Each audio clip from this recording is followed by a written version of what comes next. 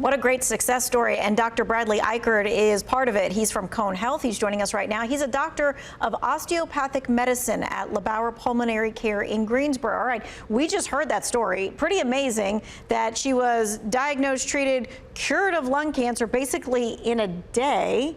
I'm sure almost unheard of. The survival story started with what she talked about was a simple, painless screening tool. So what is that? Let's talk about it.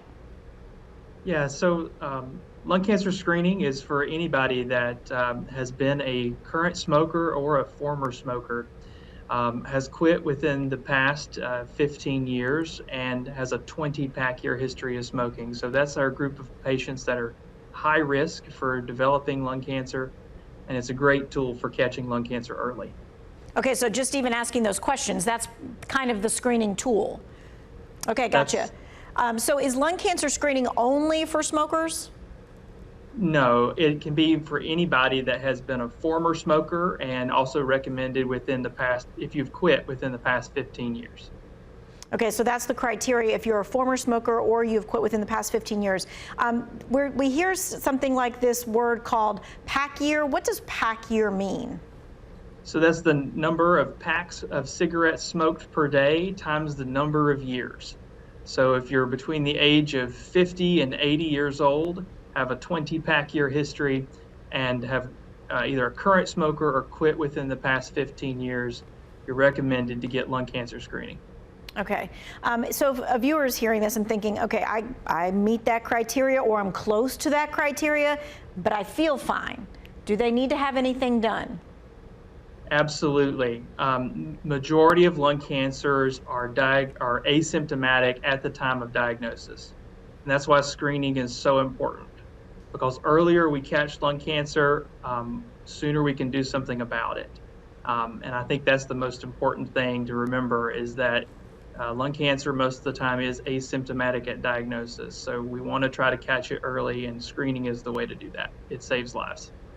Okay, so when we're talking about this screening tool, does our regular primary physician do that, or do we go to a specialist for that?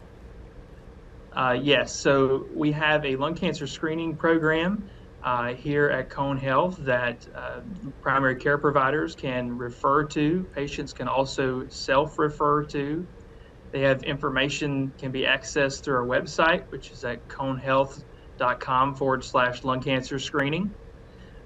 But yes, they can be done both at their primary care office or through our lung cancer screening program. Okay, and so can we kind of like walk through some of like the screening things, like what's next? Is there like a scan or an x-ray or anything like that involved? Absolutely, absolutely. We start by making sure patients meet criteria. They could talk to one of our coordinators for that. And then they're scheduled for a visit with one of the providers, and then appointments made for their CT scan. Okay, so the CT scan then shows kind of what we saw in the story when they could actually see something on there. Yeah, absolutely. The CT scan is a low dose CT, which means it has less radiation than a traditional CT.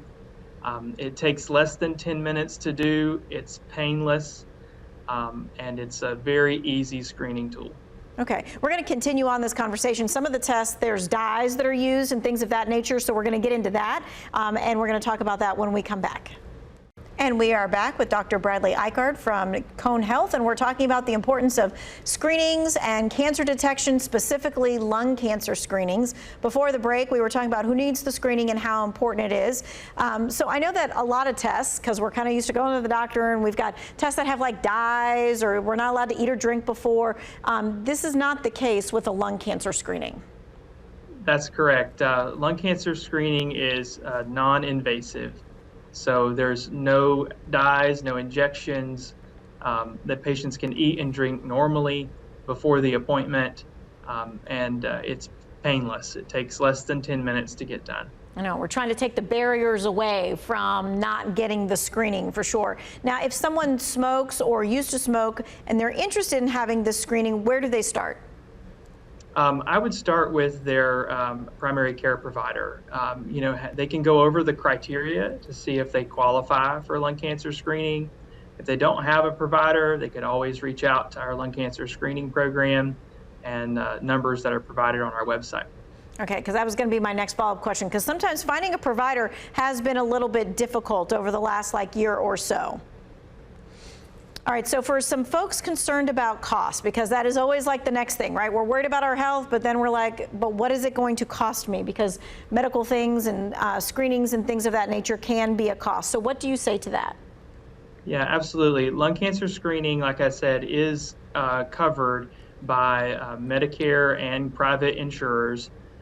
So that's very fortunate for us and for the patients to be able to get this health screening done annually. Okay, so, and let's just kind of go back a little bit so that we can be really clear. The screening itself is a CT scan, but there's a screening tool before you ever even get to the CT scan. You might not ever have to get to the CT scan. What is that screening tool again? Those 3 questions? Yes. So it's a series of questions, and we're looking for a high-risk patient population for lung cancer. Those are folks between the age of 50 and 80 years old that have smoked for at least a 20-pack year history, either current smokers or have quit within the past 15 years. And those patients qualify for lung cancer screening. Okay, gotcha.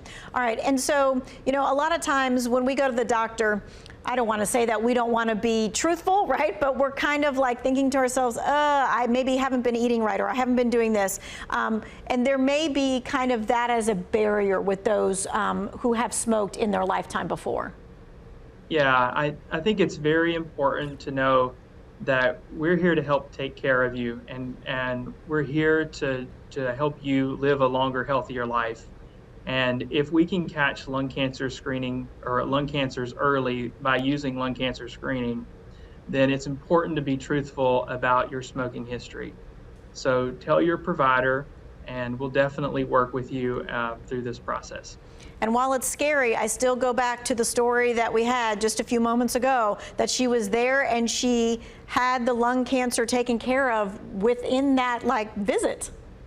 Yeah, she was a fortunate situation. We've been blessed to be able to help several patients over the past year, not just her, with a similar situation. So what we want to do is find more patients like her that can get this done all in one day, and hopefully live their life out cancer-free. Yeah, that is what we want. Thank you so much for your time and your expertise. Now, if you missed any of our chat about lung cancer and screenings, what we want you to do is we want you to be able to find it easily. It's going to be in the To Your Wellbeing section, on WFMYnews2.com. We're going to be right back.